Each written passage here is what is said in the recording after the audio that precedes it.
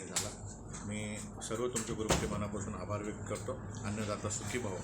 आणि सर्वांना विनंती करतो, सर्वांना आवाहन करतो, जे जे लोक महाराष्ट्रातनं भारतात येतील, जसं दुबईमध्ये आल्यावर बुर्ज खलिफा बघणं गरजेचं आहे, तसे रेस्टॉरंट बघणं गरजेचं आहे, असं मी सर्वांना आवाहन करतो. तुम्हाला शुभेच्छा.